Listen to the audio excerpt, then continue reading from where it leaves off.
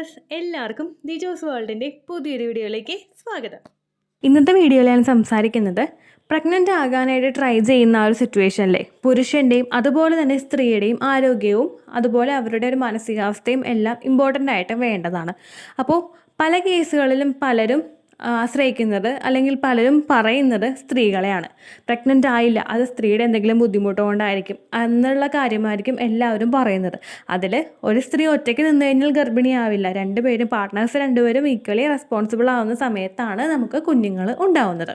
അപ്പോൾ pregnant ആകാനായിട്ട് try ചെയ്യുന്ന സ്ത്രീകൾ ശ്രദ്ധിക്കുന്ന കാര്യങ്ങളോടൊപ്പം തന്നെ പ്രഗ്നൻസിക്ക് വേണ്ടിയിട്ട് ട്രൈ ചെയ്യുന്ന, പ്രഗ്നൻ്റ് ആകാനായിട്ട് ഒരു പിതാവാകാനായിട്ട് ആഗ്രഹിക്കുന്ന, പ്രഗ്നൻ്റ് ആകാനായിട്ട് ആഗ്രഹിക്കുന്ന ഓരോ പുരുഷനും ശ്രദ്ധിക്കേണ്ട കുറച്ച് കാര്യങ്ങളുണ്ട്.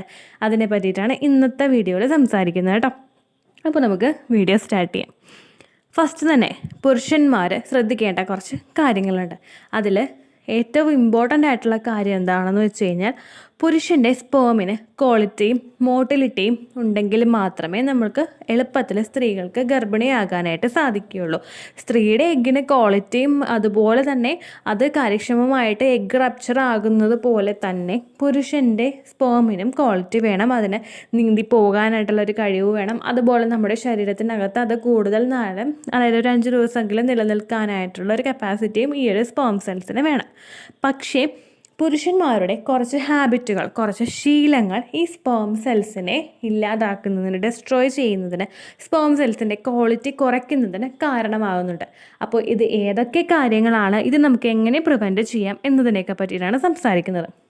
നമ്മുടെ ചാനലിലെ വീഡിയോസ് ഏറ്റവും കൂടുതൽ കേൾക്കുന്നത് സ്ത്രീകളാണ്. അപ്പോൾ അവരവരുടെ പാർട്ട്നേഴ്സുമായിട്ട് ഇത് ഡിസ്കസ് ചെയ്യുക. ഇനി പുരുഷന്മാർ കേൾക്കുന്നുണ്ടെങ്കിൽ നിങ്ങളൊന്ന് ചിന്തിച്ച് നോക്കുക. നിങ്ങളിങ്ങനെയുള്ള കാര്യങ്ങൾ ചെയ്യുന്നുണ്ടെങ്കിൽ അത് ഒഴിവാക്കാനായിട്ട് മാക്സിമം ശ്രദ്ധിക്കുക കേട്ടോ. അപ്പോൾ തുടക്കത്തിലേ പറയാം, ഈ ചാനലിൻ്റെ താഴെ വന്നിട്ട് ആരും ബാഡായിട്ടുള്ള കമൻറ്റ്സ് ഇടാതിരിക്കുക. മെയിനായിട്ട് സ്ത്രീകൾക്ക് വേണ്ടിയിട്ട് തുടങ്ങിയിട്ടുള്ളൊരു ചാനലാണിത്. അപ്പോൾ അവരുടെ ഹെൽത്തുമായിട്ട് റിലേറ്റഡ് ആയിട്ടും അതുപോലെ തന്നെ അവരുടെ പ്രഗ്നൻസി ആയിട്ട് റിലേറ്റഡ് ആയിട്ടുള്ള ടോപ്പിക്കാണ് നമ്മുടെ ചാനലിൽ നമ്മൾ ഡിസ്കസ് ചെയ്യുന്നത്. അതിൻ്റെ ഭാഗമായിട്ട് ഇങ്ങനെയുള്ള വിഷയങ്ങളും പറയേണ്ടതായിട്ട് വരും. ദയവ് ചെയ്ത് ആരും നെഗറ്റീവ് കമൻറ്റ്സ് ഇടാതിരിക്കുക. അപ്പോൾ നമുക്ക് വീഡിയോ സ്റ്റാർട്ട് ചെയ്യാം. പുരുഷന്മാരുടെ ശീലങ്ങളിൽ ഒന്നാമത്തേത്, അവർ മൊബൈൽ വെക്കുന്നത് എപ്പോഴും നമ്മുടെ പാൻസിൻ്റെ പോക്കറ്റിലായിട്ടായിരിക്കും ഫോൺ വെക്കുന്നത്. ഏറ്റവും കൂടുതൽ പഠനങ്ങൾ പറയുന്നത്, നിങ്ങൾ പാൻസിൻ്റെ പോക്കറ്റിൽ ഫോൺ ഉപയോഗിക്കുമ്പോൾ എല്ലാ ഫോണിലും റേഡിയേഷൻ ഉണ്ടാകും. അതുപോലെ തന്നെ നിങ്ങൾ ഈ ഫോൺ ഉപയോഗിച്ചിട്ട് നമ്മളങ്ങനെ വെക്കുന്ന സമയത്ത് നമ്മുടെ ഫോൺ ചൂടാവാനായിട്ടുള്ള, ഹീറ്റ് ആവാനായിട്ടുള്ള സാധ്യതയും കൂടുതലാണ്. ഇങ്ങനെ വരുന്ന ഈ ഹീറ്റ് കൊണ്ടും റേഡിയേഷൻ കൊണ്ടും നിങ്ങളുടെ ശരീരത്തിലെ നിങ്ങളുടെ ഫിസിക്കൽ പാർട്ടിനോട് ചേർന്നിട്ടായിരിക്കും എപ്പോഴും ഈ പാൻസിൻ്റെ ഫ്രണ്ടിലത്തെ പോക്കറ്റ് വരുന്നത്. അപ്പോൾ അതിനോട് ചേർത്തിട്ട് നമ്മൾ ഈ മൊബൈലും കൂടി ഇട്ട് വെക്കുന്ന ആ ഒരു സമയത്ത് നിങ്ങളുടെ സ്പേം സെൽസിനെ ഇല്ലാതാക്കാനും സ്പേമിൻ്റെ DNA വരെ നശിപ്പിക്കാൻ പാകത്തിനുള്ള കഴിവ് ഈ മൊബൈൽ ആ ഫ്രണ്ടിൽ ഇടുന്നത് വഴി, അല്ലെങ്കിൽ ആ ഒരു കാര്യം മൊബൈൽ ഫ്രണ്ടിൽ ഇടുന്നത് വഴി ഉണ്ടാവുന്നു. അപ്പോൾ മാക്സിമം നിങ്ങളത് ആ മൊബൈൽ ഇടുന്നത് നിങ്ങളുടെ ഫ്രണ്ടിൽ പാൻറ്റിൻ്റെ പോക്കറ്റിലാണെങ്കിൽ നിങ്ങൾ മാക്സിമം ആ ഒരു കാര്യം ഒഴിവാക്കുക. അങ്ങനെ ഇടുന്നത് വഴി റേഡിയേഷൻ ഉണ്ടാകാനായിട്ടുള്ള സാധ്യതയും അതുപോലെ തന്നെ ആ ഒരു സ്പേമിൻ്റെ DNA വരെ നശിപ്പിക്കാൻ പാകത്തിനുള്ള കഴിവ് അതിൽ നിന്നും, ആ മൊബൈൽ നിങ്ങൾ ഇടുന്നതിൽ നിന്നും ഉണ്ടാകുന്നു. ഓക്കെ, അതാണ് ഫസ്റ്റത്തെ ടോപ്പിക്ക്. രണ്ടാമത് ശ്രദ്ധിക്കേണ്ടത്, നിങ്ങൾ ലാപ്ടോപ്പ് മടിയിൽ വെച്ചിട്ട് യൂസ് ചെയ്യുന്നവരാണോ? ഉണ്ടെങ്കിൽ നിങ്ങൾ ആ ഹാബിറ്റ് പൂർണ്ണമായിട്ടും ഒഴിവാക്കുക. ലാപ്ടോപ്പ് എപ്പോഴും യൂസ് ചെയ്യേണ്ടത് ലാപ്ടോപ്പ് ടേബിളിൽ വെച്ചിട്ടോ, അല്ലെങ്കിൽ ഇപ്പോൾ നിങ്ങൾ ബെഡിലിരുന്നിട്ടാണ് യൂസ് ചെയ്യുന്നതെങ്കിൽ ബെഡിലോ വെക്കുക. നിങ്ങൾ നിങ്ങളുടെ ശരീരത്തിൽ കൂടുതലായിട്ട് ലാപ്ടോപ്പ് വെക്കുമ്പോഴേക്കും ലാപ്ടോപ്പ് വന്നിരിക്കുന്നത് ഒബ്വിയസ്ലി നമ്മുടെ മടിയിൽ വെച്ച് ചെയ്യുമ്പോൾ സ്ത്രീകളുടെ ആയാലും പുരുഷന്മാരുടെ ആയാലും പ്രൈവറ്റ് പാർട്ടിനടുത്തായിട്ടായിരിക്കും ഈ ലാപ്ടോപ്പ് വന്ന് സ്ഥിതി ചെയ്യുന്നത്. അപ്പോൾ ഇത് ലാപ്ടോപ്പ് കൂടുതലായിട്ട് ആ ഒരു ഭാഗത്തേക്ക് വെക്കുമ്പോഴേക്കും നേരത്തെ മൊബൈലിൽ പറഞ്ഞതുപോലെ തന്നെ ഹീറ്റ് ഉണ്ടാകാനും അതുപോലെ തന്നെ റേഡിയേഷൻ ഉണ്ടാവാനായിട്ടും ഒക്കെയുള്ള സാധ്യതകളുണ്ട്. അതും സ്പേമിനെ ഇല്ലാതാക്കുന്നതിന് കാരണമാകുന്നു. മൂന്നാമത്തേന്ന് പറയുന്നത് പുരുഷന്മാരിലുണ്ടാവുന്ന ഉറക്കക്കുറവ്. ഈ പുരുഷന്മാരിലുണ്ടാവുന്ന ഉറക്കക്കുറവ് മൂലം അവരുടെ ശരീരത്തിൽ പ്രൊഡ്യൂസ് ആവുന്ന ടെസ്റ്റോസ്റ്ററോൺ എന്ന് പറഞ്ഞ ഹോർമോണിൻ്റെ അളവ് കുറയുന്നു. അതുവഴി സ്പേമിൻ്റെ പ്രൊഡക്ഷനും അവിടെ കുറയാനായിട്ട് സാധ്യതയുണ്ട്.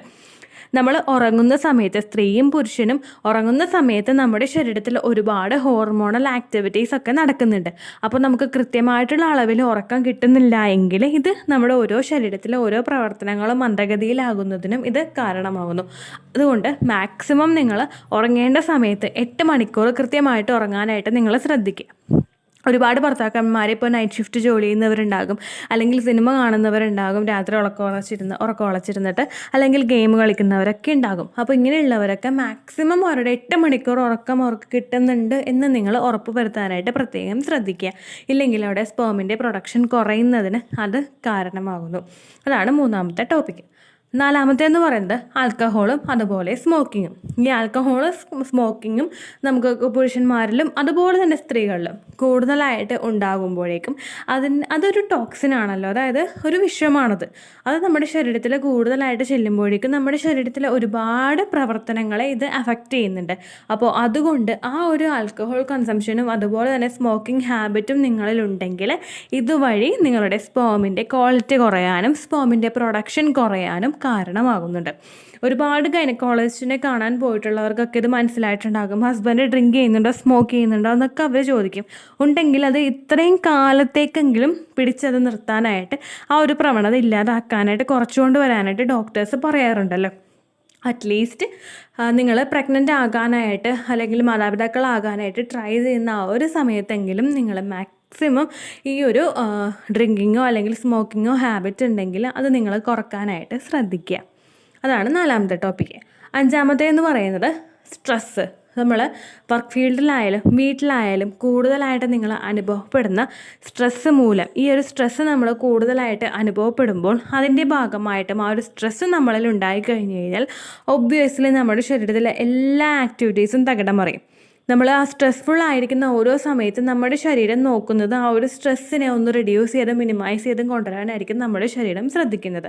അപ്പോൾ ആ ഒരു സമയത്ത് നിങ്ങൾക്ക് ഇതുപോലെ തന്നെ സ്പേമിൻ്റെ പ്രൊഡക്ഷൻ കുറയാനും അല്ലെങ്കിൽ ആ ഉണ്ടായി വരുന്ന സ്പേമിൻ്റെ ക്വാളിറ്റി കുറയാനായിട്ടും ഇത് കാരണമാകുന്നു. അടുത്തതെന്ന് പറയുന്നത് നമ്മൾ ഹെൽത്തി ആയിട്ടുള്ള ഭക്ഷണങ്ങൾ കഴിക്കുന്നത് കുറയുന്നത്. എപ്പോഴും നമ്മൾ ബിസി ആയിട്ടുള്ള ലൈഫ് സ്റ്റൈലിൽ മുൻപോട്ട് പോകുമ്പോഴേക്കും പലരും തന്നെ ഹെൽത്തി ആയിട്ടുള്ള ഭക്ഷണങ്ങൾ വീട്ടിൽ നിന്ന് കഴിക്കാൻ പറ്റാതെ വരുന്നു. സ്ത്രീകൾക്കും അത് തന്നെ പുരുഷന്മാർക്കും അതുപോലെ തന്നെ വരുന്നു. ഈ ഷിഫ്റ്റ് മാറിയൊക്കെ ജോലി ചെയ്യുന്നവർക്കൊക്കെ ഭക്ഷണം കൂടെ കൊണ്ടുപോയി കഴിക്കാൻ പറ്റാതെ വരുന്നു. ഫീൽഡിലൊക്കെ പണി ചെയ്യുന്നവർക്കും അതുപോലെ തന്നെ ഭക്ഷണം കൊണ്ടുപോയി കഴിക്കാനായിട്ട് പറ്റുന്നില്ല. അപ്പോൾ നമ്മൾ ഹോട്ടലിൽ പോയി കഴിക്കുന്നു, അല്ലെങ്കിൽ വേറെ ഏതെങ്കിലും മാർഗ്ഗം നമ്മൾ ഓപ്റ്റ് ചെയ്യുന്നു. അപ്പോൾ ഇങ്ങനെ നമ്മൾ ഭക്ഷണം കഴിക്കുന്ന സമയത്ത് ഹെൽത്തി ആയിട്ടുള്ള ഭക്ഷണങ്ങൾ നിങ്ങളുടെ ശരീരത്തിൽ എത്താത്തത് കൊണ്ട്, ന്യൂട്രിയൻസ് അടങ്ങിയിട്ടുള്ള, കാൽസ്യം അടങ്ങിയിട്ടുള്ള, അയൺ അടങ്ങിയിട്ടുള്ള, ഫോളിക് ആസിഡ് അടങ്ങിയിട്ടുള്ള ഇങ്ങനെയുള്ള ഭക്ഷണങ്ങൾ നിങ്ങളുടെ ശരീരത്തിലോട്ട് എത്തിയിട്ടില്ല എങ്കിൽ ഈ വിറ്റമിൻസിൻ്റെ കുറവും നിങ്ങളുടെ സ്പേമിൻ്റെ ക്വാളിറ്റിയെയും മോട്ടിലിറ്റിയെയും ഒക്കെ ബാധിക്കും കേട്ടോ. അപ്പോൾ ഇത്രയും കാര്യങ്ങൾ സ്ത്രീകളും ശ്രദ്ധിക്കുക. ഇത്രയും കാര്യങ്ങൾ നിങ്ങൾക്ക് മനസ്സിലായത് നിങ്ങളുടെ ഭർത്താക്കന്മാരായിട്ട് ഷെയർ ചെയ്യുക. എപ്പോഴും ക്വാളിറ്റി ഉള്ളൊരു എഗ്ഗും ക്വാളിറ്റി ഉള്ളൊരു സ്പേമും തമ്മിൽ ചേർന്ന് കഴിഞ്ഞാൽ ക്വാളിറ്റി ഉള്ളൊരു എംബ്രിയോ ഉണ്ടാവുകയുള്ളൂ. സ്ത്രീയുടെ എഗ്ഗിന് ക്വാളിറ്റി ഉണ്ടാകുന്നത് പോലെ തന്നെ പുരുഷൻ്റെ സ്പേമിനും ക്വാളിറ്റി ഉണ്ടാകുന്നുണ്ടത് അത്യാവശ്യമായിട്ടുള്ളൊരു കാര്യമാണ്. അപ്പോൾ നിങ്ങളുടെ ഭർത്താവിന് ഇത്തരത്തിലുള്ള ഹാബിറ്റുകൾ ഉണ്ടെങ്കിൽ നിങ്ങളത് തിരുത്തി മുൻപോട്ട് കൊണ്ടുപോകാനായിട്ട് ശ്രദ്ധിക്കുക. പ്രഗ്നൻസിക്ക് ട്രൈ ചെയ്യുന്നവർ സ്ത്രീ ആയാലും പുരുഷനായാലും കാൽസ്യവും അയണും ഫോളിക് ആസിഡും ഒക്കെ കഴിക്കുന്നത് നല്ലതായിരിക്കും. നിങ്ങളുടെ രണ്ടുപേരുടെയും ശരീരത്തിൽ അതുപോലെയുള്ള ബെനിഫിറ്റും ന്യൂട്രിയൻസും ഒക്കെ കിട്ടുമ്പോഴേക്കും നിങ്ങളിൽ നിന്നുണ്ടാകുന്ന കുഞ്ഞിനും നിങ്ങളിൽ നിന്ന് ഉടലെടുക്കുന്ന ആ ഒരു കുഞ്ഞിനും അതിനനുസരിച്ചിട്ട് ബെനിഫിറ്റുകളും ഒക്കെ ഉണ്ടാവും കേട്ടോ. ഇത്രയേ ഉള്ളൂ വീഡിയോ. യൂസ്ഫുൾ ആയി കാണുമെന്ന് വിശ്വസിക്കുന്നു. യൂസ്ഫുൾ ആവുന്നുണ്ടെങ്കിൽ ലൈക്ക് ചെയ്യുക, ഫ്രണ്ട്സിനൊക്കെ ഷെയർ ചെയ്ത് കൊടുക്കുക കേട്ടോ. എന്തെങ്കിലും സംശയം ഉണ്ടെങ്കിൽ നിങ്ങൾ കമൻസിൽ ചോദിക്കുക. പണ്ടത്തെ വീഡിയോയ്ക്ക് കമൻസ് ഇടുന്നവർക്ക് റിപ്ലൈ ലഭിക്കുന്നില്ലെങ്കിൽ ലേറ്റസ്റ്റ് ആയിട്ട് ഞാൻ ഏത് വീഡിയോ ആണ് അപ്ലോഡ് ചെയ്യുന്നത് അതിന് താഴെ കമൻറ്റ് ഒന്ന് കോപ്പി പേസ്റ്റ് ചെയ്യാനായിട്ട് ശ്രദ്ധിക്കുക കേട്ടോ. അതുപോലെ ഓവുലേഷൻ ഡേറ്റ് കാൽക്കുലേറ്റ് ചെയ്ത് തരാനായിട്ട് റിക്വസ്റ്റ് ചെയ്യുന്ന ആളുകൾ എത്രയാണോ സൈക്കിൾ ലെങ്ത് അത് മെൻഷൻ ചെയ്യാനായിട്ട് ശ്രദ്ധിക്കുക. സൈക്കിൾ ലെങ്ത് എന്നതുകൊണ്ട് ഉദ്ദേശിച്ചത് ഓരോ മാസവും എത്ര ദിവസം കൂടുമ്പോഴാണോ ബ്ലീഡിങ് വരുന്നത് അതാണ് സൈക്കിൾ ലെങ്ത്. കഴിഞ്ഞ മാസം ഒരു 8-ാം തീയതിയാണ് ബ്ലീഡിങ് ആയതെങ്കിൽ ഈ മാസം 6-ാം തീയതിയാണ് ബ്ലീഡിങ് ആയതെങ്കിൽ കഴിഞ്ഞ മാസം 8-ാം തീയതി മുതൽ ഈ മാസം 6-ാം തീയതി വരെ എത്ര ദിവസമുണ്ടോ അത് കാലണ്ടറിൽ എണ്ണി തിട്ടപ്പെടുന്നതാണ് നിങ്ങളുടെ സൈക്കിൾ ലെങ്ത്. സൈക്കിൾ ലെങ്ത് നമ്മൾ കൃത്യമായിട്ട് കാൽക്കുലേറ്റ് ചെയ്യുകയാണെങ്കിൽ ഓവുലേഷൻ ഡേറ്റ് എളുപ്പത്തിൽ കണ്ടുപിടിക്കാൻ വേണ്ടിയിട്ട് ഒരുപാട് ആപ്ലിക്കേഷൻസും ഒരുപാട് ഓൺലൈൻ ആയിട്ടുള്ള വെബ്സൈറ്റുകളും ഇന്ന് നമുക്ക് അവൈലബിൾ ആണ്. പ്ലേ സ്റ്റോറിൽ പോയിട്ട് ഓൺലൈൻ ഓവുലേഷൻ ട്രാക്കർ എന്ന് ടൈപ്പ് ചെയ്ത് കഴിഞ്ഞാൽ നിങ്ങൾക്ക് അതുമായിട്ട് ബന്ധപ്പെട്ടിട്ടുള്ള ആപ്ലിക്കേഷൻസ് കിട്ടും. അത് പറ്റുന്നില്ല എങ്കിൽ ഗൂഗിളിൽ പോയിട്ട് ഓൺലൈൻ ഓവുലേഷൻ കാൽക്കുലേറ്റർ എന്ന് ടൈപ്പ് ചെയ്ത് കഴിഞ്ഞാൽ അതുമായിട്ട് ബന്ധപ്പെട്ടിട്ടുള്ള വെബ്സൈറ്റുകൾ നിങ്ങൾക്ക് കിട്ടും. അതിൽ നിങ്ങളുടെ ലാസ്റ്റ് മന്തിലെ മെൻസ്ട്രേഷൻ്റെ ഡേറ്റും ഒപ്പം ഞാൻ ഈ പറഞ്ഞ രീതിക്ക് നിങ്ങൾ കാൽക്കുലേറ്റ് ചെയ്യുന്ന സൈക്കിൾ ലെങ്ത്തും എൻ്റർ ചെയ്ത് കൊടുക്കുകയാണെങ്കിൽ നിങ്ങൾക്ക് കൃത്യമായിട്ട് ഓവുലേഷൻ ഡേറ്റ് കണ്ടുപിടിക്കാനായിട്ട് സാധിക്കും. ഫെർട്ടൈൽ ടൈം പീരീഡും നിങ്ങൾക്ക് കിട്ടും. അതായത് എത്ര ദിവസം മുതൽ കോൺടാക്ട് ചെയ്ത് തുടങ്ങിക്കഴിഞ്ഞാൽ നിങ്ങൾ പ്രഗ്നൻ്റ് ആകും എന്നുള്ളൊരു ഡേറ്റും നിങ്ങൾക്ക് പ്രോപ്പറായിട്ട് കിട്ടും കേട്ടോ. ഇത് കാൽക്കുലേറ്റ് ചെയ്യുന്ന സമയത്ത്, സൈക്കിൾ ലെങ്ത് കാൽക്കുലേറ്റ് ചെയ്യുന്ന സമയത്ത് നിങ്ങളുടെ ആ ഒരു കലണ്ടറിൽ നോക്കി തന്നെ നിങ്ങൾ കാൽക്കുലേറ്റ് ചെയ്യുക. പല മാസങ്ങളിലും 30-31 ദിവസമുണ്ട്, അതുകൊണ്ടാണ് അങ്ങനെ പറഞ്ഞത്. ഒപ്പം നിങ്ങൾക്ക് ബ്ലീഡിങ് തുടങ്ങിയ ദിവസത്തിന് വേണം നിങ്ങൾ ഡേ 1 ആയിട്ട് എടുക്കാൻ വേണ്ടിയിട്ട്. സ്പോട്ടിങ് തുടങ്ങിയ ദിവസത്തിനെ, അതായത് ചെറുതായിട്ട് ഡിസ്ചാർജ് പോയി തുടങ്ങിയ ദിവസത്തിനെ നിങ്ങൾ കൺസിഡർ ചെയ്യേണ്ട ആവശ്യം ഇല്ല കേട്ടോ. അപ്പോൾ ഇത്രയേ ഉള്ളൂ വീഡിയോ. അടുത്തൊരു വീഡിയോ ആയിട്ട് നമുക്ക് വീണ്ടും കാണാം. ബൈ.